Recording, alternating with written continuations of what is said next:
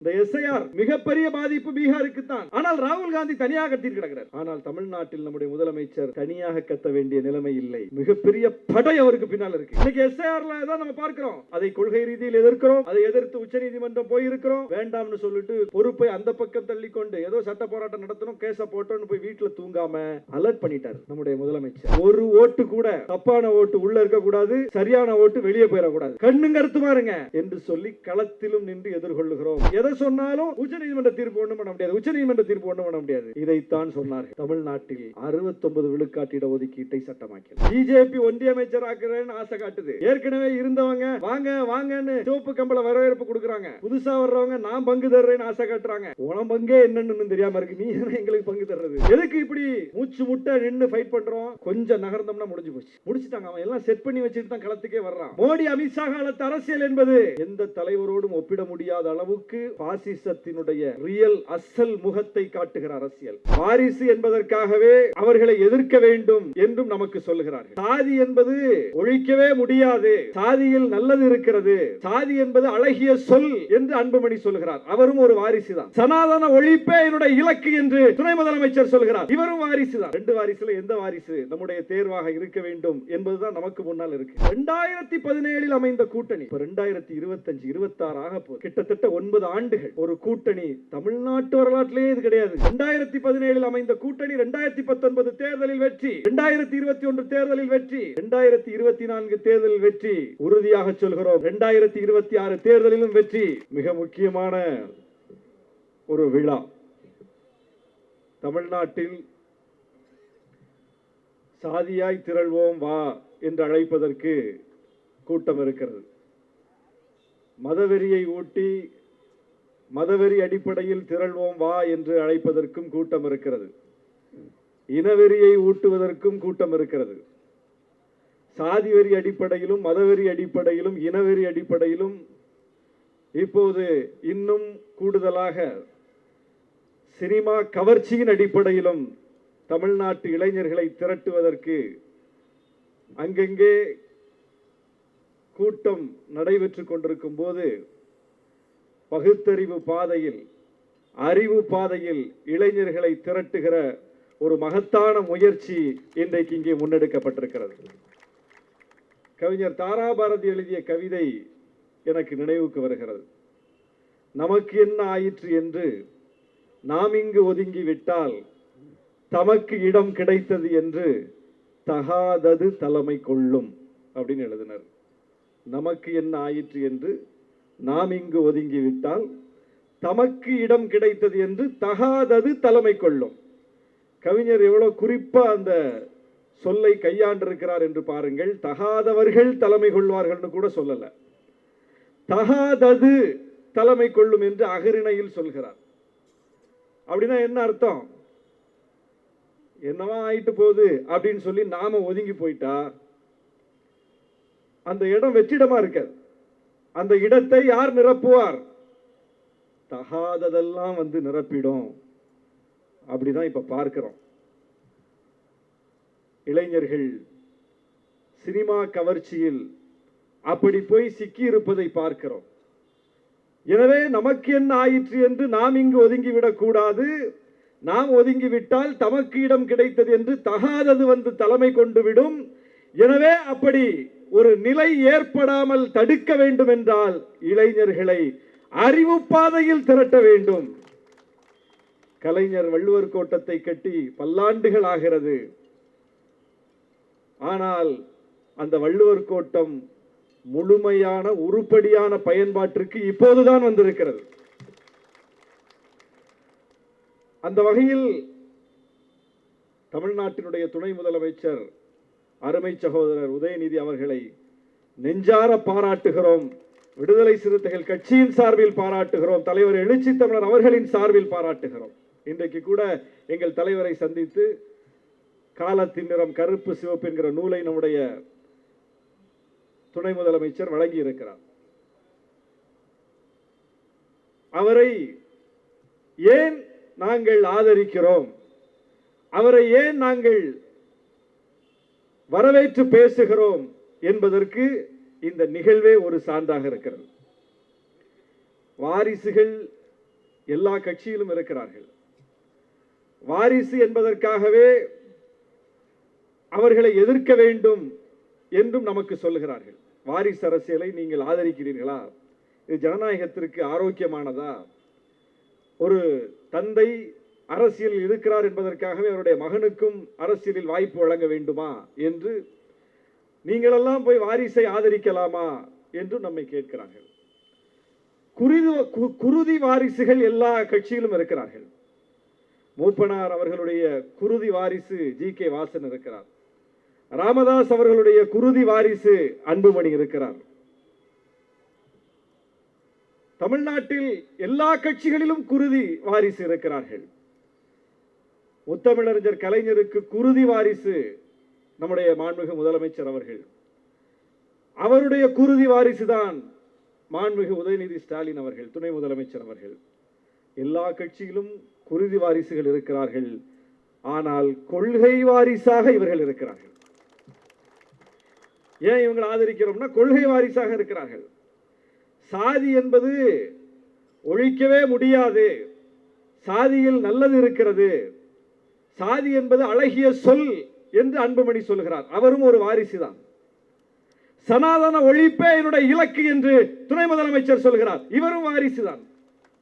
ரெண்டு வாரிசுல எந்த வாரிசு நம்முடைய தேர்வாக இருக்க வேண்டும் என்பதுதான் நமக்கு முன்னால் இருக்கு. நாங்கள் இங்கே வாரிசு என்பதற்காக ஒருவரை ஆதரிக்கவும் இல்லை, வாரிசு என்பதற்காக ஒருவரை எதிர்க்கவும் இல்லை. கொள்கையை பார்க்கிறோம். ராகுல் காந்தி வாரிசு தான், மோடி வாரிசு இல்ல. அதுக்காக மோடி ஆதரிச்சிட முடியுமா? ஒருவர் எப்படி வருகிறார், எப்படி முன்னிறுத்தப்படுகிறார் என்பதை வைத்தா அவரை ஆதரிப்பதா எதிர்ப்பதா என்கிற நிலைப்பாட்டை எடுப்பது. அவர் என்ன நிலைப்பாட்டை எடுக்கிறார், அவருடைய அரசியல் நிலைப்பாடு என்ன, அவருடைய இலக்கு என்ன, அவருடைய பயணம் எத்தகையது, அவர் எதை முன்னிறுத்துகிறார், இதை பார்த்துதான் அவர் நமக்கு சரிப்பட்டு வருவாரா வரமாட்டாரா என்கிற முடிவை நாம் எடுக்க முடியும். அந்த அடிப்படையில் இன்றைக்கு இப்படிப்பட்ட அறிவு திருவிழாவை அரசியல் ரீதியில் முன்னெடுக்கிற ஒரே வாரிசு இவர் மட்டும்தான் இருக்கிறார். வேற யாரும் எடுத்திருக்காங்க? அப்ப அவர்களை ஆதரிப்பதா இவரை ஆதரிப்பதா, அவர்கள் பக்கம் நின்று பேசுவதா இவர் பக்கம் நின்று பேசுவதா? நாங்கள் எங்களுடைய நிலைப்பாட்டில் தெளிவாக இருக்கிறோம். எங்கள் நிலைப்பாடு கொள்கை ரீதியானது. அப்படிப்பட்ட ஒரு கொள்கை ரீதியான திருவிழாவை, அறிவு திருவிழாவை வள்ளுவர் கோட்டத்தில் இந்த அளவுக்கு ஒருங்கிணைத்து வழிநடத்தி கொண்டிருப்பது மிகப்பெரிய சிறப்பு. எனக்கு கொடுத்திருக்கிற தலைப்பு தனித்துவம் மிக்க தமிழ்நாடு. எனக்கு முன்னால் கலை நிகழ்ச்சி நடத்திய புதுகை பூபாலம் குழுவை சார்ந்த தோழர்கள் மிக சிறப்பாக தங்களுடைய கருத்துக்களை கலையின் வடிவத்தில் வெளிப்படுத்தினார்கள். நிறைய முருகன் பாட்டா பாடினாங்க. எனக்கு உடனே கொஞ்சம் என்ன ட்ரிகர் பண்ணி விட்ட மாதிரி ஆயிடுச்சு. கொஞ்சம் என்னுடைய நினைவுகளை கிளறி விட்டது போல் ஆகிவிட்டது. அற்புதமாகிய அருட்பெரும் சுடரே, அற்புதமாகிய அருட்பெரும் சுடரே, அருமறை தேடிடும் அருமறை தேடிடும் கருணையன் கடலே, நிற்பதும் நடப்பதும் நின் செயலாலே, நினைப்பதும் நிகழ்வதும் நின் செயலாலே, கற்பதெல்லாம் உந்தன் கனிமொழியாலே, கற்பதெல்லாம் உந்தன் கனிமொழியாலே, காண்பதெல்லாம் உந்தன் கண் விழியாலே, காண்பதெல்லாம் உந்தன் கண் விழியாலே, கற்பனை என்றாலும் கற்சிலை என்றாலும் கந்தனே உனை மறவேன் நீ, கற்பனை என்றாலும் கற்சிலை என்றாலும் கந்தனே உனை மறவேன், கந்தனே உனை மறவேன், கந்தனே உனை மறவேன், கந்தனே உனை மறவேன். பிளான் பண்ணிட்டு வந்தா பாட முடியாது. இவங்க இன்னைக்கு பாடுவாங்கன்னு எனக்கு தெரியாது, முருகன் பாட்டை பாடுவாங்கன்னு எனக்கு தெரியாது. என்கிட்ட கையில் ஃபோனும் இல்லை, என் உதவியாளர்கிட்ட தான் ஃபோன் இருக்கு. உடனே எடுத்து இதை படிக்கிறதுக்கோ மனப்பாடம் செய்யறதுக்கோ எனக்கு வாய்ப்பு இல்லை.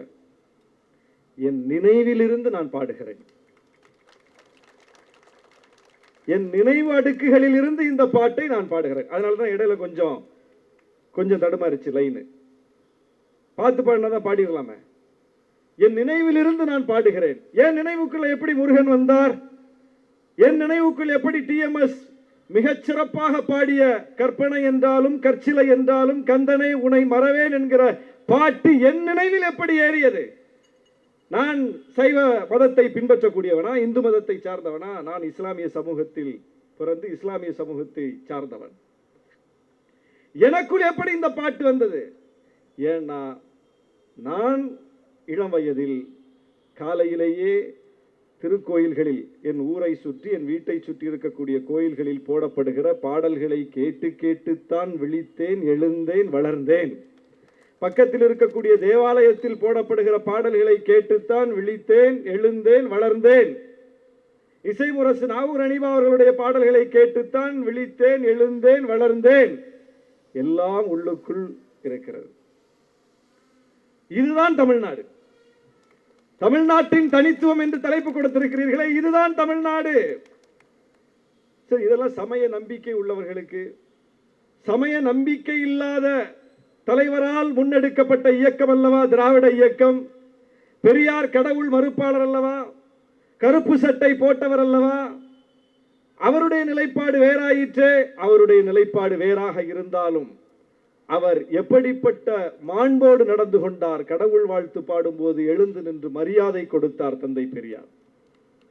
தன் வீட்டில் தங்க நேர்ந்த சுத்தானந்த பாரதி பூஜை செய்ய வேண்டும் என்று சொன்னபோது தன் வீட்டு அறையை ஒதுக்கி கொடுத்தார் பெரியார்.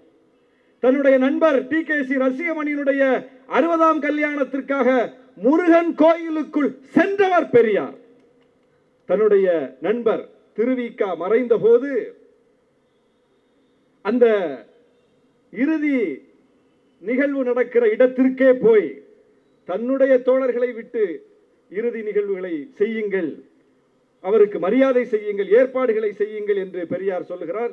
தோழர்கள் ஏற்பாடு செய்ய போகிறார்கள். அப்போது தமிழறிஞர் ஞான சம்பந்தன் அவர்களும் தமிழறிஞர் மூவா என்கிற வரதராசன் அவர்களும் பெரியாரிடம் வந்து, ஐயா அவருக்கு சைவ முறைப்படி இறுதி சடங்கு செய்யணும், திருமந்திரங்கள்லாம் ஓதி அவரை நாங்கள் அனுப்பி வைக்கணும், எனவே நாங்கள் செய்கிறோம் என்று சொன்னபோது தாராளமாக செய்யுங்க என்று சொல்லி திருவிக்கா இறுதி சடங்கில் மந்திரங்கள் திருமந்திரங்கள் ஓதப்படும் போது எழுந்து நின்று கண்ணீர் மல்க அஞ்சலி செலுத்திய தலைவர் பெரியார்.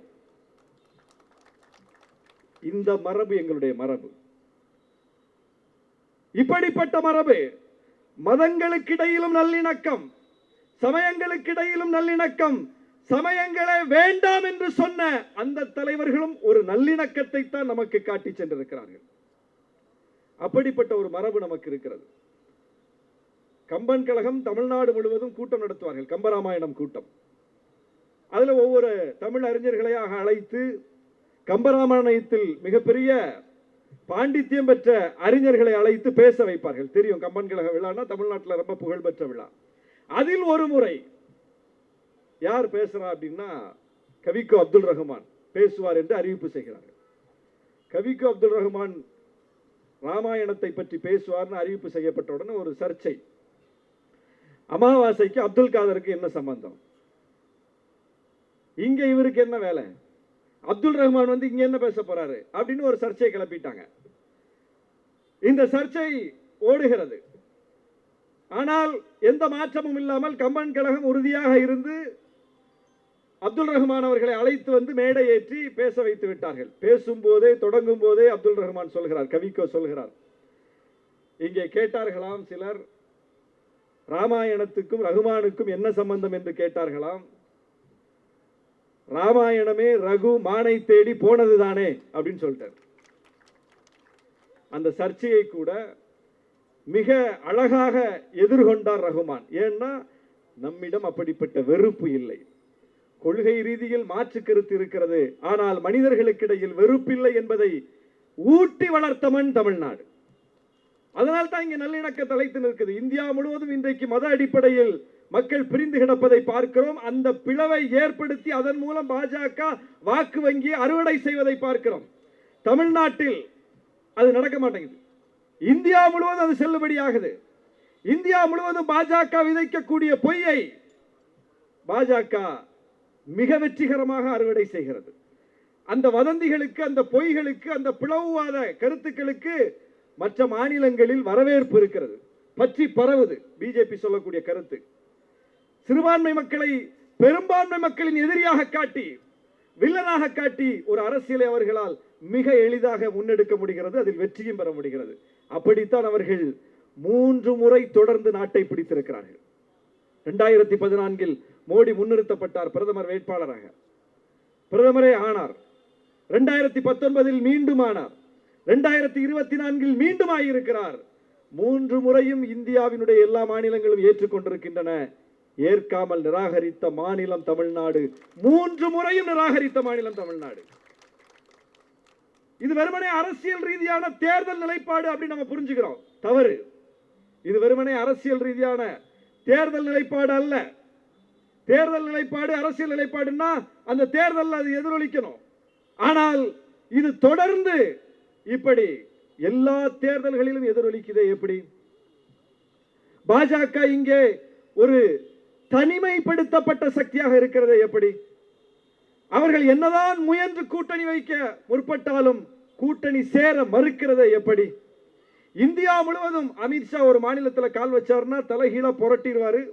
அவர் மிகப்பெரிய சாணக்கியர் என்று அவருக்கு புகழாரம் சூட்டப்படுகிற இடத்தில் அவர் வந்து கூட்டணியை புதுப்பித்து அறிவிப்பு செய்துவிட்டு போய் 6 மாதங்கள் கடந்த பிறகும் இன்னொரு 3வது கட்சி, ஒரு சின்ன கட்சி கூட போய் அந்த கூட்டணியில இதுவரைக்கும் தன்னுடைய இருப்பை உறுதி செய்யல. தனிமைப்படுத்தப்பட்ட சூழலை பார்க்கிறோம். எப்படி இந்த மேஜிக் தமிழ்நாட்டில் மட்டும் நடக்குது? அப்படிங்க என்ன இருக்கு? என்ன இருக்குன்னா சமய நல்லிணக்கம் புரையோடி போயிருக்கிறது. இந்து வேற, முஸ்லிம் வேற, கிறிஸ்தவர் வேற என்கிற கருத்தை இங்க கிடையாது. எல்லாரும் ஒண்ணு, ஒருதாய் மக்கள், எல்லோரும் தமிழர்கள், எல்லோரும் திராவிடர்கள், எல்லோரும் திராவிட இயக்கத்தை சார்ந்த பிள்ளைகள் என்கிற கருத்து அப்படியே வேர்மட்டம் வரைக்கும் போயிருக்கு. அது ஆழமாக ஊன்றி இருக்கிறது. எனவேதான் இங்கே மதத்தின் அடிப்படையில் பிளவை ஏற்படுத்த முடியவில்லை. திருப்பரங்குன்றத்தை பற்றி சொன்னாங்க. திருப்பரங்குன்றம் ராமர் கோயில் எப்படி அங்கே அயோத்தியில் அதை வைத்து ஒரு வெறுப்பரசியலை முன்னெடுத்து மிக வெற்றிகரமாக அங்கே அவர்கள் அதை செய்து முடித்தார்களோ அதே பாணியை எடுத்துட்டு வந்தாங்க. என்னாச்சு? என்னாச்சு? திருப்பரங்குன்றத்து மக்கள் அந்த இடத்திலேயே அதை நிராகரித்தார்கள். ஒருவர் கூட உள்ளூர்காரங்க அதுல போய் கலந்துக்கல, நிராகரித்தார்கள். அவ்வளவு தெளிவு நம் மக்களுக்கு, அவ்வளவு வரலாற்று புரிதல் நம் மக்களுக்கு. அப்படிப்பட்ட தெளிவு இயல்பிலேயே, இயற்கையிலேயே இங்கே ஊட்டப்பட்டிருக்கிறது. கடந்த 100 ஆண்டுகளுக்கு மேலாக திராவிட இயக்கம் ஒரு மூவ்மெண்டா இருந்து அதை திரும்ப திரும்ப மக்கள்கிட்ட சொல்லிக்கிட்டே இருக்கு. அதுல நம்ம கொஞ்சம் தொய்வானதனுடைய விளைவு தான் இன்னைக்கு கொஞ்சம் தற்குறி கூட்டம் உருவாகி போச்சு. இந்த வேலையை நம்ம தொடர்ச்சியா செஞ்சிருந்தோம்னா, இப்ப செஞ்சிருக்கோம்ல இந்த வேலை, இந்த அறிவு திருவிழா வேலையை கொஞ்சம் தொடர்ச்சியா செஞ்சிருந்தோம்னா, இடையராம செஞ்சிருந்தோம்னா இந்த கூட்டம் கூட உருவாகி இருக்காது. அறிவார்ந்த கூட்டம் தான் நிற்கும். ஏனென்றால் தமிழ்நாட்டினுடைய வரலாறு அப்படி. தமிழ்நாடு தனித்துவமிக்க மாநிலம், தனித்துவமிக்க மாநிலம்னு சொல்றமே, அதற்கு ஒரு மிகப்பெரிய பேக்ரவுண்ட் இருக்கு, ஒரு மிகப்பெரிய ட்ராக் இருக்கு, அதுக்கு மிகப்பெரிய வரலாறு இருக்கு. நிறைய விஷயங்களை கடந்து வந்திருக்கோம். நாம ஒவ்வொன்றையும் போராட்டத்தின் வழி நின்று மீட்டிருக்கிறோம். எதுவுமே இங்க சாதாரணமா கிடைத்ததல்ல. நமக்கு கிடைத்திருக்கிற கல்வி உரிமை, நமக்கு கிடைத்திருக்கிற வேலை வாய்ப்பு உரிமை, நம்முடைய மொழி உரிமை, நம்முடைய மாநில உரிமை, நம்முடைய இடஒதுக்கீடு உரிமை, அனைத்து உரிமைகளும் போராட்டத்திற்கு பின்னால் கிடைத்தது. தானா வானத்திலிருந்து பொத்துட்டு வந்து விழுந்தது கிடையாது. அல்லது ஒன்றிய அரசு தமிழ்நாட்டுக்கு மட்டும் சிறப்பு கவனம் கொடுத்து தந்தது கிடையாது. எதுவுமே தந்தது கிடையாது. எந்த காலத்திலும் தந்தது கிடையாது. எல்லா காலத்திலும் ஒவ்வொன்றையும் போராடி போராடித்தான் பெற்றிருக்கிறோம். அப்படித்தான் நாம் நம்முடைய தனித்தன்மையை நிலைநாட்டி இருக்கிறோம். எல்லாத்திலையும் போய் நம்ம கையெழுத்து போட்டுடலாம், எல்லாத்தையும் ஆதரிச்சுட்டு போயிடலாம். எல்லா மாநிலங்களும் ஆதரிக்கிறார்கள். நீட்டா எல்லா மாநிலங்களும் ஏற்றுக்கொள்கிறார்கள். இந்தி திணிப்பா ஓகே, எல்லா மாநிலங்களும் ஏற்றுக்கொள்கிறார்கள். 50 விழுக்காட்டுக்கு மேல இடஒதுக்கீடு போகக்கூடாதா, ரைட், எல்லாரும் ஏற்றுக்கொள்கிறார்கள். எஸ்ஐஆரா ஏற்றுக்கொள்கிறார்கள். வேளாண் சட்டமா ஏற்றுக்கொள்கிறார்கள். தொழிலாளர் சட்டத்தை திருத்தியா ஏற்றுக்கொள்கிறார்கள். டெல்லி மாநில அரசுடைய அதிகாரத்தை பறிக்கணுமா? எல்லாரும் சேர்ந்து ஓட்டு போடுறாங்க. காஷ்மீர் 370 பிரிவை நீக்கணுமா? Okay, right. முத்தலாக் சட்டம் கொண்டு வரியா? ஓகே. வக்ஃபு சட்டத்தை திருத்தியா? ஓகே.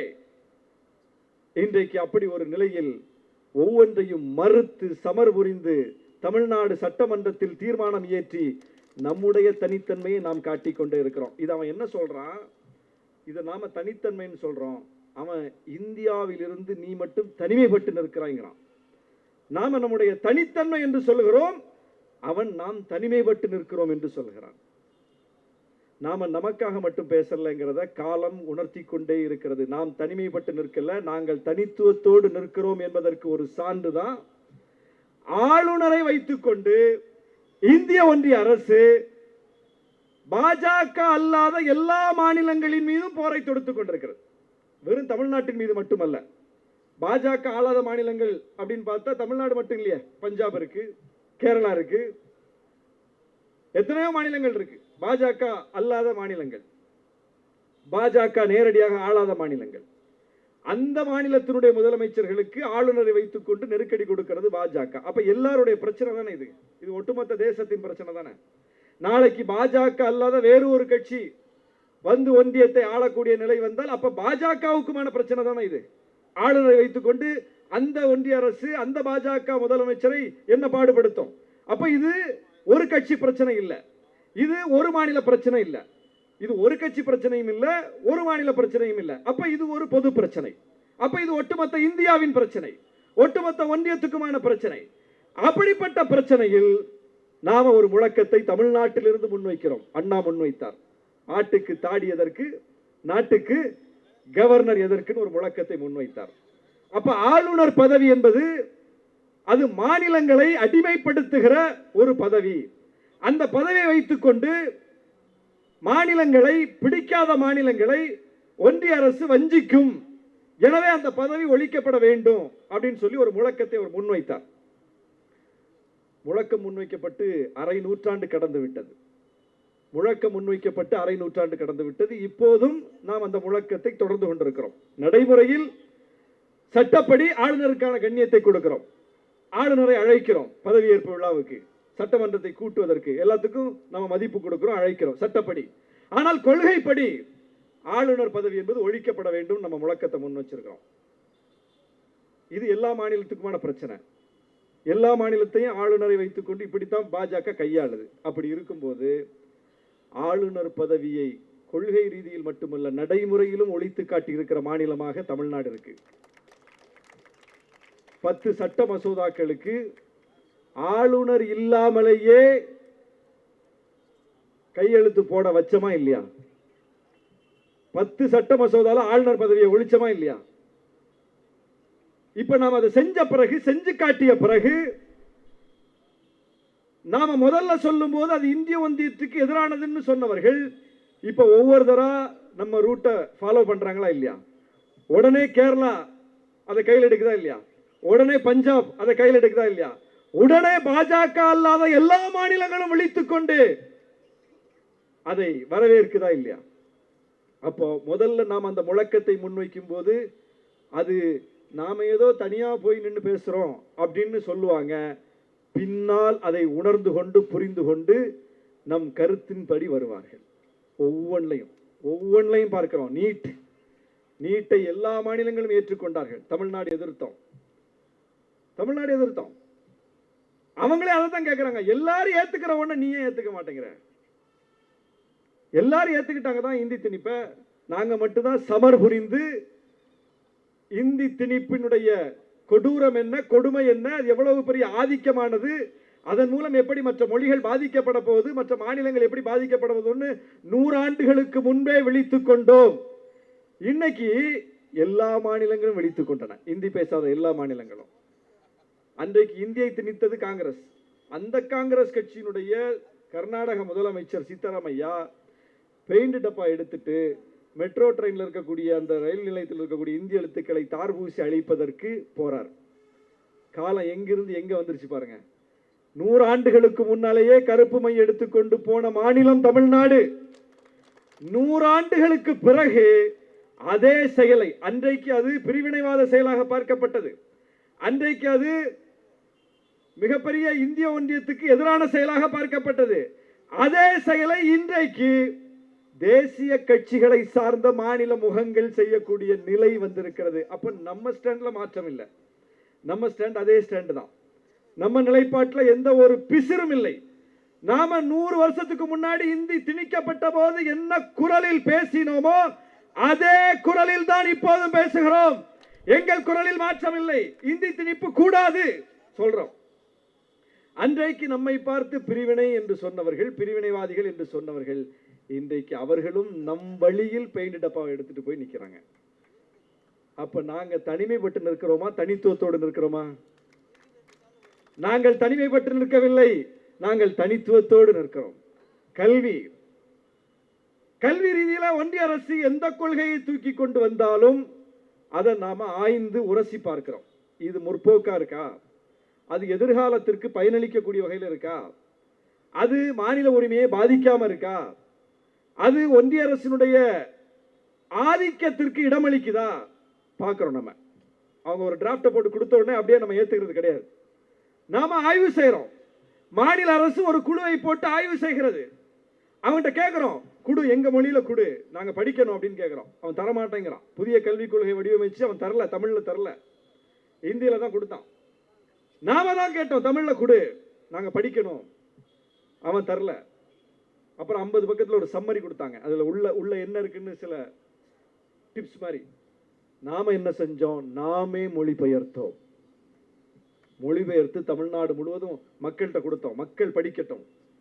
எல்லோரும் ஆங்கிலம் படித்தவர்களாக இருக்க மாட்டார்கள், எல்லோரும் ஹிந்தி படித்தவர்கள் இருக்க மாட்டார்கள், தமிழ்ல மக்கள் படிக்கட்டும் என்று சொல்லி தமிழாக்கம் செய்து தமிழ்நாட்டு வீதி வீதியாக புதிய கல்விக் கொள்கை கொடுத்தோம். மக்கள் படித்தார்கள். மக்களிடம் மாநில அரசு கருத்துக்களை கேட்டது. மக்களிடம் கருத்துக்களை கேட்டோம். மக்கள் சொன்னார்கள், மாநில கல்விக் கொள்கை தான் சிறந்தது. கருத்துக்கள் வரவேற்கப்பட்டது, கருத்துக்கள் தொகுக்கப்பட்டது. மாநில அரசு மாநில கல்விக் கொள்கையை தான் வடிவமைப்போம், ஒன்றிய அரசு கொண்டு வர்ற புதிய கல்விக் கொள்கை வேண்டான்னு சொல்றோம் அப்படின்னு சொல்லி ஒரு முடிவை நம்ம எடுத்துட்டோம். ஏன் எடுத்தோம்? எல்லா மாநிலங்களும் ஏத்துக்கிட்டாங்கல்ல.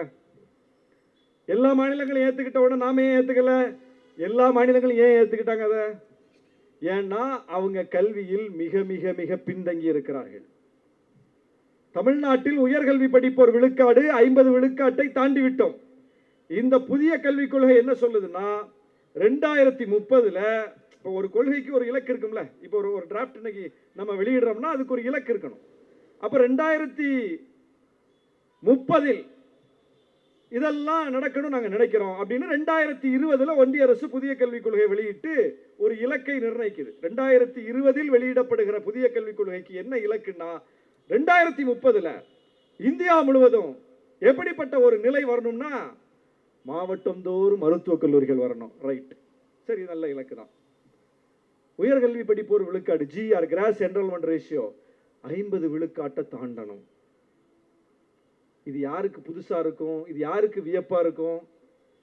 ஏன் மற்ற மாநிலங்கள் இதை ஏத்துக்கிறாங்கன்னா, 2030ல நமக்கு மாவட்டம் தோறும் மருத்துவக் கல்லூரி கிடைக்கும் போல இருக்கு. 2030ல கிராஸ் என்ரோல்மெண்ட் ரேஷியோ உயர்கல்வி படிப்போர் விழுக்காடு 50 விழுக்காடை எட்டுவோம் போல இருக்கு. அப்ப ஏத்துக்கோன்னு ஏத்துக்குவாங்க. நாங்க ஏன்டா நடராத்திரி சுடுகாட்டுக்கு போனோம்? மாவட்டத்துக்கு 1 இல்ல 2 மருத்துவக் கல்லூரி தமிழ்நாடு முழுவதும், அரசு கல்லூரி தனியார் கல்லூரி என்று கணக்கெடுத்து பார்த்தால் மாவட்டம் தோறும் மருத்துவக் கல்லூரிகள் என்கிற இலக்கை எப்போதோ எட்டிவிட்டோம். தமிழ்நாடு எப்போதோ எட்டிவிட்டோம்.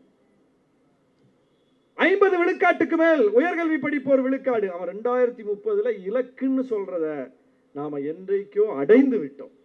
அப்புறம் நாங்க ஏன் அதை ஏத்துக்கணும்? அப்ப நாம அவன் தர்றாங்கிறதுக்காக நம்ம ஏத்துக்கிறது கிடையாது. அவன் சும்மாவும் சொல்லல, சும்மா தரல. அவன் என்ன சொல்றான், இதை நீ ஏத்துக்கிட்டாதான் நிதி தருவோம்னு சொல்றான். செக் அங்க வைக்கிறான். செக் எங்க வைக்கிறான் பாருங்க. சரி, ஏத்துக்கிட்டா ஏத்துங்க, ஏத்துக்காட்டி போங்கன்னு சொல்லல. அவன் நிபந்தனை வைக்கிறான். கல்வி தொடர்பாக உனக்கு நான் நிதியை விடுவிக்க வேண்டும் என்றால் நீ இந்த கண்டிஷனுக்கு ஒத்துக்க. எந்த கண்டிஷனுக்கு? அவன் போட்டிருக்கிற இந்த கண்டிஷனுக்கு. அதுக்கு ஏன் நம்ம ஒத்துக்கணும்? அதுக்கு என்ன தேவை இருக்கு நமக்கு? நாம எங்கேயோ போயிட்டோம், முன்னேறி போயிட்டோம். தமிழ்நாட்டில் நடைமுறைப்படுத்தப்படுகிற கல்வி ரீதியான திட்டங்கள் வேறு ஒரு மாநிலத்தில் ஏற்கனவே நடைமுறைப்படுத்தப்பட்டு விட்டது. அதைத்தான் நீங்க காப்பி எடுத்து பண்றீங்கன்னு ஒன்ன காட்டுங்க, தயவு செய்து காட்டுங்க. காலை உணவு திட்டம், இது என்ன பிரமாதம் பாரு, பீகார்ல ஏற்கனவே இருக்கு, சொல்லு.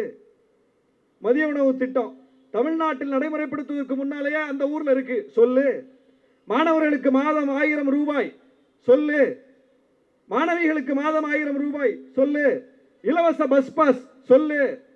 லேப்டாப் சொல்லு, சைக்கிள் சொல்லு. என்னத்தை சொல்லுவ?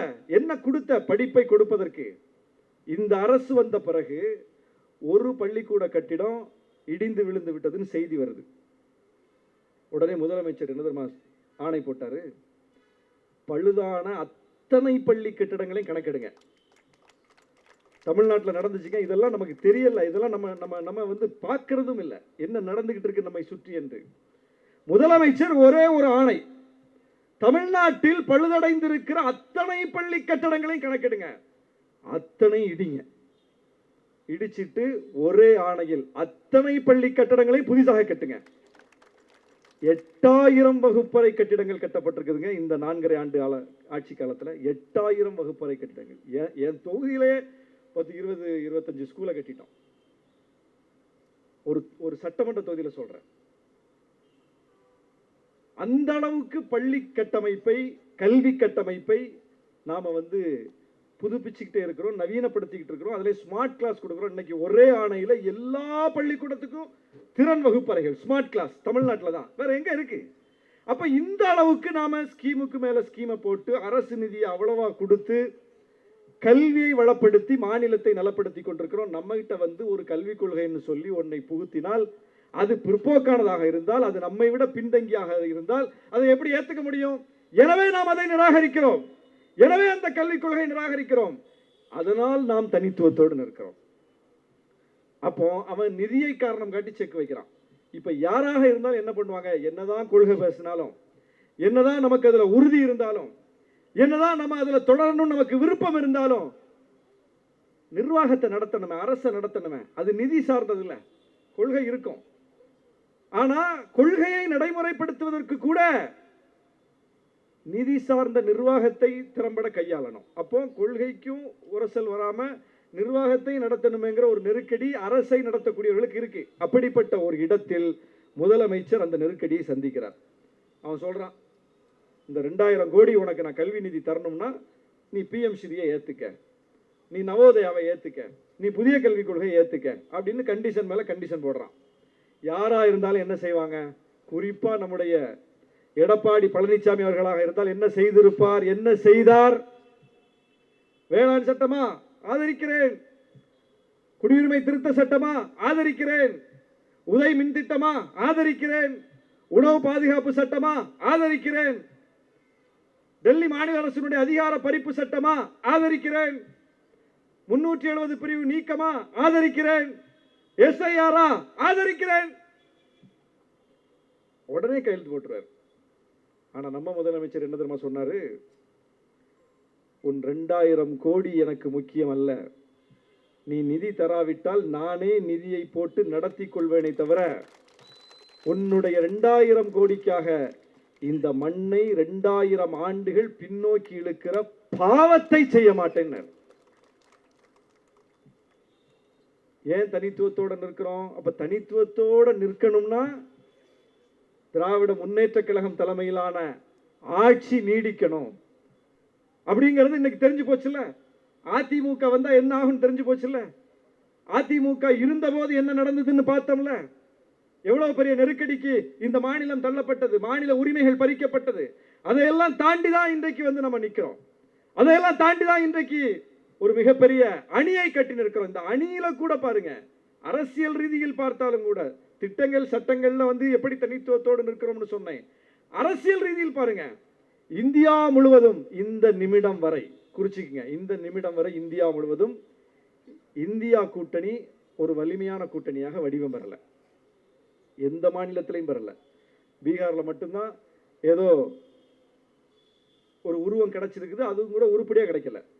தமிழ்நாட்டில் இருப்பது போல் விழிப்புணர்வு கொண்ட, ஒற்றுமை உள்ள, களத்தில் எந்நாளும் இணைந்து நிற்கிற, பாஜக எதிர்ப்பை நொடிக்கு நொடி வெளிக்காட்டி கொண்டிருக்கிற, பாஜகவின் சதி திட்டங்களை நொடிக்கு நொடி மக்கள்கிட்ட கொண்டு அம்பலப்படுத்தி கொண்டிருக்கிற, 24/7 எப்போதும் சுழன்று அந்த வேலையை செய்து கொண்டிருக்கிற ஒரு அணி தமிழ்நாட்டை தவிர எந்த மாநிலத்திலையும் அமையல. பீகார்ல இன்னைக்கு நம்ம கூட்டணி சந்திக்கக்கூடிய நெருக்கடிக்கு கூட என்ன காரணம்னா தேர்தலில் மட்டும்தான் சேர்றாங்க. தேர்தலில் மட்டும்தான் சேர்றாங்க. இந்த எஸ்ஐஆர் மிகப்பெரிய பாதிப்பு பீகாருக்கு தான். ஆனால் ராகுல் காந்தி தனியாக கத்திட்டு கிடக்கிறார்.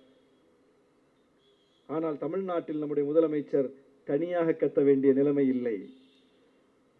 மிகப்பெரிய படை அவருக்கு பின்னால் இருக்கு. மிகப்பெரிய படை. என்னெல்லாமோ செஞ்சு பார்க்கறாங்க, எப்படி எல்லாமோ கல்வீசி பார்க்கறாங்க. அந்த கட்சி இழுத்துறலாம், இந்த கட்சி இழுத்துறலாம், ஆட்சியில பங்கு தர்றோம். அப்பா, உன் பங்கே என்னன்னு தெரியாம இருக்கு, நீ என்ன எங்களுக்கு பங்கு தர்றது? முதல்ல உன் பங்கு என்னப்பா? நீ எலெக்ஷன்ல நின்றுருக்கியா? ஓட்டை வாங்கி காட்டிருக்கியா? ஒரு இடைத்தேர்தலையாவது நின்றுருக்கியா? உனக்கு என்ன பங்குன்னே தெரியாம இருக்குது. நீ எங்களுக்கு பங்கு தாரேன்னு வலை விரிக்கிறியா, கூப்பிடுறிய? அந்த ஆசை வார்த்தைகளுக்கு யாரும் மயங்கவில்லை. அதுதான் தமிழ்நாட்டின் தனித்துவம். பிஜேபி ஒன்றிய அமைச்சர் ஆக்குறேன்னு ஆசை காட்டுது. புதுசா வர்றவங்க நான் பங்கு தர்றேன்னு ஆசை காட்டுறாங்க. ஏற்கனவே இருந்தவங்க வாங்க வாங்கன்னு சிவப்பு கம்பள வரவேற்பு கொடுக்குறாங்க. அப்படி ஒரு நிலைமை இருந்தும் இந்த கூட்டணி அப்படியே எக்கு கோட்டை போல் இருக்கிறது. யாராலும் எந்த ஒரு சிராய்ப்பை கூட ஏற்படுத்த முடியவில்லை. ஏன்னா கோட்பாட்டு புரிதல் உள்ள, கொள்கை புரிதல் உள்ள ஒரு அணியாக நாம் இருக்கிறோம். அதனால தான் எப்போதும் களத்தில் இருக்கிறோம். தேர்தலுக்கு மட்டும் சேர்ந்தா அது எளிதில் எதிரிக்கு வாய்ப்பா போயிடும். தேர்தலுக்கு மட்டும்தான் சேர்றாங்க மற்ற மாநிலங்கள்ல. அப்படி கூட சேரவில்லை இந்தியா கூட்டணி. பல மாநிலங்களில் அகில இந்திய அளவில் பார்த்தா அப்படி கூட சேரல. ஏதோ நாடாளுமன்ற தேர்தலில் கொஞ்சம் சேர்ந்தாங்க. தேர்தல் முடிஞ்ச கையோட எந்த திசையில யார் போனான்னு தெரியல, எல்லாம் பிரிஞ்சு போயிட்டாங்க. திருப்பி ஒரு கூட்டத்தை கூட போட முடியல. ஆனால் இங்க வாரம் ஒரு கூட்டம் போடுறோம், கூட்டணி கட்சி கூட்டம். எல்லா பிரச்சனைகளுக்கும் போடுறோம். கூட்டணி கட்சியும் தாண்டி ரொம்ப பியூட்டி அனைத்து கட்சி கூட்டத்தை போடுறோம். கூட்டணி கட்சி கூட்டத்தை போடுறது கூட லாஜிக் இருக்கு. சரி, அதுல வர்றாங்க கூட்டணி தோழர்கள் போறாங்க. அனைத்து கட்சி கூட்டம் போடுறோம். 30 கட்சி 36 கட்சி வருது. ஏன்? தமிழ்நாட்டின் தனித்துவம் அது. தமிழ்நாட்டு மக்களினுடைய எண்ணங்களின் வெளிப்பாடு அது. ஒரு கட்சி நிலைப்பாடு அல்ல. நீட் விலக்கு என்பது ஒரு கட்சி நிலைப்பாடு அல்ல, தமிழ்நாட்டு மக்களின் எண்ணத்தின் வெளிப்பாடு. அதனாலதான் சட்டமன்றத்தில் நீட் தொடர்பான மசோதா வரும்போது 234 உறுப்பினர்களை கொண்ட தமிழ்நாடு சட்டமன்றத்தில் 4 பேர் கருப்பாடுகள் எழுந்து வெளியே போகுது. 4 உறுப்பினர்கள் மட்டும்தான் வெளியேறுகிறார்கள்.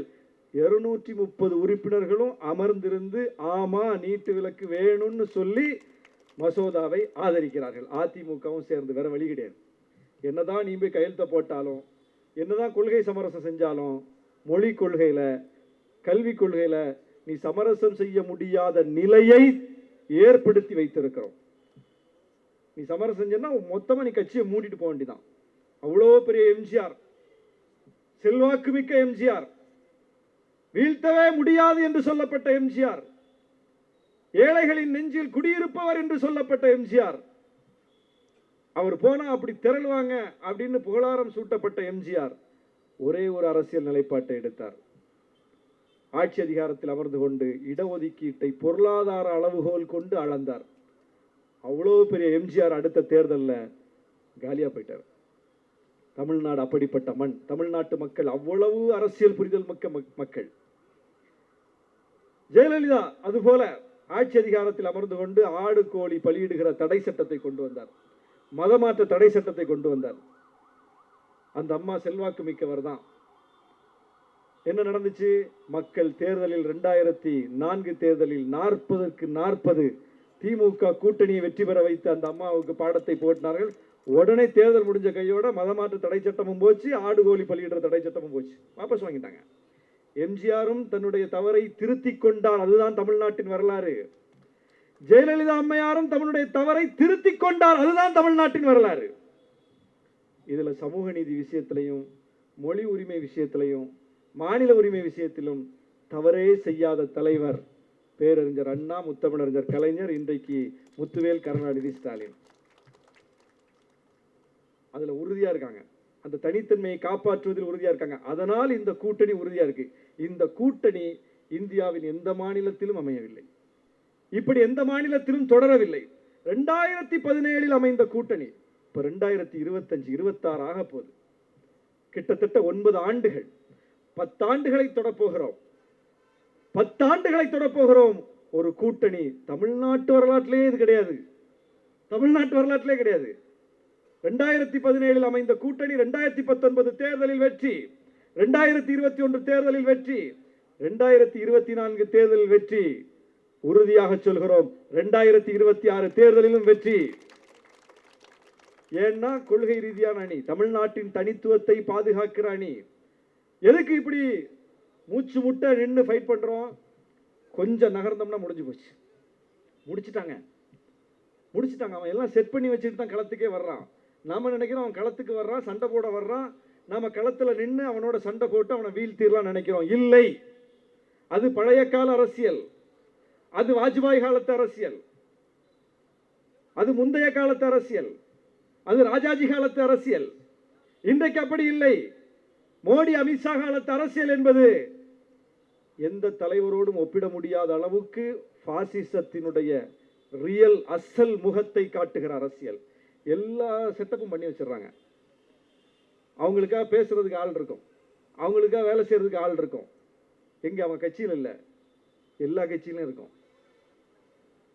ஒரு துறையில் இல்லை, எல்லா துறையிலையும் இருக்கும். ஒரு செக்டார்ல இல்லை, எல்லா செக்டார்லையும் இருக்கும். எல்லா இடமும் தமக்கான ஏற்பாட்டை செய்து வைத்து விட்டு களத்துக்கு வருகிறார்கள். அவன் ஆயுதங்களோட வர்றான், நம்ம நிராயுதபாணியா போவோம். யார் ஜெயிப்பா? களத்துல யார் ஜெயிப்பா? இந்தியா முழுவதும் எல்லா மாநிலங்களிலும் இதுதான் நடந்துகிட்டு இருக்கு. நிராயுதபாணியாக போய் அவனை எதிர்கொள்வதற்கு வருகிறார்கள். தமிழ்நாட்டின் தனித்துவம் என்னன்னா, அவன் ஆயுதத்தோட வர்றானா, அதை விட வலிமையான ஆயுதங்களோட நாமும் களத்தில் நிற்கிறோம். வா போட்டு பார்க்கலாம், வா. அப்படி போட்டு பார்ப்பதனால் தான் வெற்றி பெறுகிறோம். அப்படி போட்டு பார்ப்பதனால் தான் நம்முடைய கொள்கையில், நம்முடைய நிலைப்பாட்டில் நாம் உறுதியாக நின்று நம்முடைய உரிமைகளை தக்க வைத்துக் கொண்டிருக்கிறோம். யாராலையும் அதை ஒன்றும் பண்ண முடியல. இன்னைக்கு கல்விக் கொள்கையில ஒரு சின்ன சமரசம் செய்திருந்தா என்ன ஆயிருக்கும்? முடிஞ்சு போச்சுல. 2000 கோடி, 2000 கோடிங்கிறது எவ்வளவு பெரிய காசு? சாதாரண காசா? அடுத்த ஆண்டு வருது, தொடர்ந்து அந்த நிதி நமக்கு வரணும். ஆனா அவன் அந்த கொள்கையை காட்டிக்கிட்டு நம்மளை மிரட்டுறான். அதற்கு பணிந்தால் நாம இவ்வளோ நாளா 100 வருஷமா கட்டி காத்து வந்த ஒரு மிகப்பெரிய போராட்டம், அதற்கு பின்னால் இருக்கக்கூடிய அர்ப்பணிப்பு, அதற்கு பின்னால் இருக்கக்கூடிய உழைப்பு, அதற்கு பின்னால் இருக்கக்கூடிய தியாகம் எல்லாம் ஒரு செகண்ட்ல போயிடும், ஒரு கையெழுத்துல போயிடும். அப்படி போய்விடக் கூடாது என்பதற்காகத்தான் அந்த சண்டையை நம்ம நடத்திக்கிட்டு இருக்கோம். அந்த சண்டையை நடத்தி கொண்டிருப்பதனால் தான் தமிழ்நாடு தனித்துவமிக்க மாநிலம் என்பது மீண்டும் மீண்டும் உணர்த்தப்பட்டு கொண்டே இருக்கிறது. எல்லா விஷயத்திலையும் இதை காப்பாற்ற வேண்டிய பொறுப்பு இளம் தலைமுறைக்கு இருக்கிறது. நாம அப்படியே போயிட்டோம்னா முடிஞ்சு போச்சு, அவ்வளவுதான். என்ன நடக்குதுன்னு பார்க்கணும், இந்த நிலை எப்படி வந்ததுன்னு பார்க்கணும். இன்றைக்கு படிக்கக்கூடிய ஒவ்வொரு பிள்ளைகளும், இன்னைக்கு படிக்காத பிள்ளைகள் இல்லை, இன்னைக்கு டிராப் அவுட்ஸ் கிடையாது, ரொம்ப குறைஞ்சிருச்சு. மிக மிக குறைவான இடத்துக்கு அந்த விகிதத்தை கொண்டு வந்துட்டோம். டிராப் அவுட் ஆனா கூட தேடி போய் உன் பிள்ளை ஏன் இன்னைக்கு பள்ளிக்கூடத்துக்கு வரல, என்ன காரணம் என்று பள்ளிக்கூடத்திலிருந்து அந்த வீட்டை தேடி போய் கேட்கக்கூடிய ஒரு நிலையை ஏற்படுத்தி வைத்திருக்கிறோம். எந்த பிள்ளை டிராப் அவுட் ஆயிருக்குங்கிற புள்ளி வரும் இன்னைக்கு அரசாங்கத்தின் கையில் இருக்கக்கூடிய அளவுக்கு கிராஸ் ரூட்ல அவ்வளவு வேலை செய்யறோம். ஏன் இந்த பிள்ளை டிராப் அவுட் ஆச்சு, ஏன் வரல ஸ்கூலுக்கு? முன்னாடி தெரியுமா? முன்னாடி வீட்டுக்கு டிராப் அவுட்டா தான் இருக்கும். பள்ளிக்கூடத்துக்கு யார் வர்றான் அப்படிங்கிறது மட்டும்தான் தெரியும். ஏன்னா அவன் தான் குறைவா இருப்பான், 10 பேர் இருப்பான். ஆனா 100 பேர் வராதவன் தான் இருப்பான். அப்ப பள்ளிக்கூடத்துக்கு வருபவர்களை பற்றிய புள்ளி விவரம் தான் இருக்கும், வராதவர்களை பற்றிய புள்ளி விவரம்லாம் எடுக்க முடியாது. எல்லாருமே வராதவன் தான் இருப்பான். இன்றைக்கு பள்ளிக்கூடத்திற்கு வராத ஒரு சில பிள்ளைகளினுடைய விவரங்கள் கூட இன்றைக்கு அரசின் கையில் இருக்கிறது. அரசு தேடி அந்த வீடுகளுக்கு போய் ஏன் உன் பிள்ளை வரல சொல்லு. ஒரு ஃபோன் கால் பார்த்தேன், சோசியல் மீடியாவில் வைரல் ஆச்சு. நம்முடைய பள்ளிக்கல்வித்துறை அமைச்சர் அன்பில் மகேஷ் பொய்யாமொழி ஒரு பெற்றோர்கிட்ட பேசுறாரு. ஏமா உங்க பிள்ளை ஸ்கூலுக்கு வரல, என்ன காரணம்? ஒரு பெற்றோரிடம் ஒரு மாநிலத்தினுடைய அமைச்சர் பேசுகிறார், கல்வி அமைச்சர் பேசுகிறார். ஏன் வரல, காரணம் சொல்லுங்க, என்ன ஆச்சு, ஏன் நின்னுட்டான்? அந்த பெற்றோர்கிட்ட பேசுறாரு அமைச்சர். இந்த அளவுக்கு நம்ம ஒர்க் பண்றோம், இந்த அளவுக்கு ஒர்க் பண்ணணும். இன்னைக்கு எஸ்ஐஆர்ல தான் நம்ம பார்க்கிறோம். இந்தியா முழுவதும் பாஜக நினைப்பதை செய்ய முடிகிறது, வாக்காளர் நீக்கத்தை. அதை கொள்கை ரீதியில் எதிர்க்கிறோம், அதை எதிர்த்து உச்சநீதிமன்றம் போயிருக்கிறோம். அது வேண்டாம்னு சொல்றோம், வேண்டாம்னு சொல்லிட்டு கோர்ட்ல கேஸ் போட்டிருக்கு. நீதிபதிகள் நல்ல நல்ல தீர்ப்பா சொல்லுவாங்க. நம்ம கலைக்குழுல சொன்னாங்கல்ல, நல்ல தீர்ப்பா சொல்லுவாங்க. தீர்ப்பா தான் சொல்லுவாங்க, தீர்ப்பு சொல்லுவாங்க. நீதி சொல்லுவாங்களா? தெரியாது. அப்போ கோர்ட்ல பாத்துக்கலாம்னு போய் படுத்துட்டா என்ன ஆயிடும்? என்ன ஆயிடும்? அயோத்தி வழக்கில் தீர்ப்பு வந்தது போல், பாபர் மஸ்ஜித் வழக்கில் தீர்ப்பு வந்தது போல், ஒவ்வொரு வழக்கில் எப்படி எப்படிலாம் தீர்ப்பு வந்தது போல் அது போல ஒரு தீர்ப்பு கூட வர வாய்ப்பு உண்டு. அப்போ அதை எதிர்பார்த்து கொண்டு பொறுப்பை அந்த பக்கம் தள்ளி கொண்டு ஏதோ சட்ட போராட்டம் நடத்தணும், கேஸை போட்டோன்னு போய் வீட்டில் தூங்காம அலர்ட் பண்ணிட்டார் நம்முடைய முதலமைச்சர். வீடு வீடா போங்க, வீடு வீடா போங்க, களத்திலேயே நில்லுங்க. ஒரு ஓட்டு கூட தப்பான ஓட்டு உள்ள இருக்கக்கூடாது, சரியான ஓட்டு வெளியே போயிடக்கூடாது, கண்ணும் கருத்துமா இருங்க என்று சொல்லி களத்திலும் நின்று எதிர்கொள்ளுகிறோம். இந்த வேலையை பீகார்ல செய்திருந்தா, இந்த வேலையை மற்ற மாநிலங்களில் செய்திருந்தா இந்தியா கூட்டணி தப்பித்திருக்கும், பாஜகவினுடைய சதி முறியடிக்கப்பட்டிருக்கும். ஆனால் செய்யல. தமிழ்நாட்டில் செய்கிறோம். அன்றாடம் களத்தில் இருக்கிறோம். இன்னைக்கு போராட்டத்தை நடத்தி இருக்கோம், நீதிமன்றத்தில் வழக்கு போட்டிருக்கோம், ரெண்டும் ஒரே நேரத்தில் நடக்குது. அதையும் தாண்டி நடைமுறையில் அது வந்து விட்டது, அதை கணக்கு எடுக்கிறாங்கன்னு தெரிஞ்சோன்னா களத்துக்கு போறோம். இந்த விழிப்புணர்வு தான் தமிழ்நாட்டின் தனித்துவம். அரசியல் ரீதியிலும் சரி, எஸ்ஐஆர் பிரச்சனையிலும் சரி, கல்வியிலும் சரி, இடஒதுக்கீட்டிலும் சரி. அது ரொம்ப முக்கியமான வரலாறு, அதை சொல்லாம இந்த உரையை நிறைவு செய்யக்கூடாது. இடஒதுக்கீடு வரலாறு தமிழ்நாட்டில் மிக முக்கியமான வரலாறு. இந்திய அரசியலமைப்பு சட்டம் எழுதப்பட்டு விட்டது. புரட்சியாளர் அம்பேத்கர் அந்த டிராஃப்ட் பண்ணி இந்தியாவுக்கான ஒரு புதிய சட்டத்தை கொடுத்தார். ஆனால் அவர் மட்டுமே இருந்து டிராஃப்ட் பண்ணல, அவரு கூட ஒரு குழுவை போட்டு விட்டாங்க. அந்த குழுவில் எப்படி எல்லாம் சமூக நீதி சிந்தனையாளர்களா, எல்லாம் சமத்துவத்தை போற்றக்கூடியவர்களா, எல்லாம் அம்பேத்கரிஸ்டுகளா, எல்லாம் மார்க்சிஸ்டுகளா, எல்லாம் பெரியாரிஸ்டுகளா, எல்லாரும் வந்து ஜனநாயகத்தை விரும்பக்கூடிய சமூக நீதியை விரும்பக்கூடியவர்களான்னு பார்த்தா இல்ல, சனாதனிகள் தான் இருந்தார்கள். அவங்களோட அவருக்கு மிகப்பெரிய போராட்டம். இவர் ஒன்றை வைக்கலான்னு சொல்லுவாரு, அவங்க அது கூடாதும்பாங்க. அந்த போராட்டத்தை நடத்தித்தான் இன்றைக்கு நாம் பார்க்கிற இவ்வளவு மிக சிறப்பான அரசியலமைப்பு சட்டத்தை அவர் தந்தார். அந்த சட்டம் கூட இடஒதுக்கீடு விஷயத்தில் நமக்கு சிக்கலாய் போச்சு. இடஒதுக்கீடு விஷயத்தில் பிற்படுத்தப்பட்ட மக்களுக்கு, ஒட்டுமொத்த மக்களுக்குமான அந்த இடஒதுக்கீடு விஷயத்தில் ஒரு சிக்கலை சந்தித்த போது அந்த சட்டத்தை முதலில் திருத்திய மாநிலம் தமிழ்நாடு. கான்ஸ்டியூஷன்ல முதல்ல திருத்தத்தை மேற்கொண்ட மாநிலம் தமிழ்நாடு. எதற்குன்னா சமூக நீதிக்காக. அங்கிருந்து நமக்கு தொடங்குது வரலாறு. அதுக்கு முன்னாலேயே மிகப்பெரிய சமூக நீதி வரலாறு உண்டு. அதுக்கு முன்னாலேயே மிகப்பெரிய போராட்டங்களை நடத்தி இருக்கிறோம். அதுக்கு முன்னாலேயே கம்யூனல் ஜீவோ என்கிற அந்த விஷயத்தை சாதிப்பதற்கான போராட்டங்கள் தமிழ்நாட்டில் உண்டு. அப்படி ஒரு நீண்டடிய போராட்டத்தின் தொடர்ச்சி அரசியலமைப்பு சட்டத்தை திருத்துகிறோம். அதற்கு பிறகு உச்சநீதிமன்றம் ஒரு ஸ்கேல் வைக்கிறான். 50% மேலே இடஒதுக்கீடு போகக்கூடாது. 50 இடஒதுக்கீடு கொடுத்துக்க, ஆனால் 50 விழுக்காட்டுக்கு மேலே போகக்கூடாது.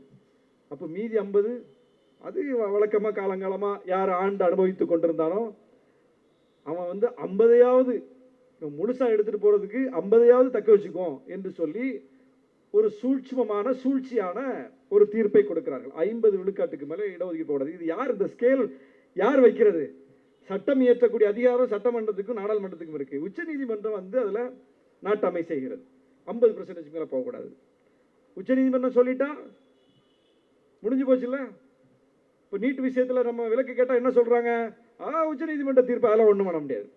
வேற ஏதாவது ஒன்று கேட்டால் என்ன சொல்றாங்க? உச்ச நீதிமன்ற தீர்ப்பு அதெல்லாம் ஒன்றும் பண்ண முடியாது. எதை சொன்னாலும் உச்ச நீதிமன்ற தீர்ப்பு ஒன்றும் பண்ண முடியாது, உச்ச நீதிமன்ற தீர்ப்பு ஒன்றும் பண்ண முடியாது. இதைத்தான் சொன்னார்கள். தமிழ்நாட்டில் 69 விழுக்காட்டு இடஒதுக்கீட்டை சட்டமாக்கணும். எல்லாரும் வந்து தப்பா புரிஞ்சுட்டு இருக்காங்க.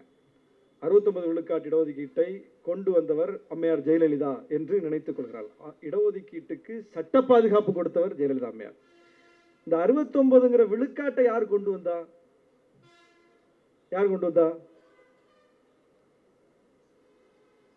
சட்ட சிக்கல் இல்லாம அதை யார் கொண்டு வந்தா? இப்ப எடப்பாடி தான் ஒரு இடஒதுக்கீடு கொடுத்தார்ல. என்ன இடஒதுக்கீடு கொடுத்தாரு? 10.5 விழுக்காடு. யாருக்கு? வன்னிய சமூக மக்களுக்கு. பாமகக்கு வேற கொடுத்தாரு, அது நமக்கு தெரியாது, அது மறைமுகமா கொடுப்பாங்க. வன்னிய சமூக மக்களுக்கு கொடுத்தது 10.5 விழுக்காடு இடஒதுக்கீடு. என்னாச்சு? இருக்கா? இல்ல. ஏன் இல்ல? கலைஞர் கொடுத்த எந்த இடஒதுக்கீடாவது இல்லைன்னு சொல்லுங்க பாப்போம். கலைஞர் கொடுத்தார்ல 3.5 விழுக்காடு உள்ஒதுக்கீடு இஸ்லாமியர்கள் கொடுத்தார்ல, இல்லையா? இருக்குல்ல. 3 விழுக்காடு இடஒதுக்கீடு அருந்ததியர்கள் கொடுத்தார்ல, இருக்குல்ல இருக்குல்ல. பிற்படுத்தப்பட்டோர்ல இருந்து மிக பிற்படுத்தப்பட்டோர் ஒரு பிரிவை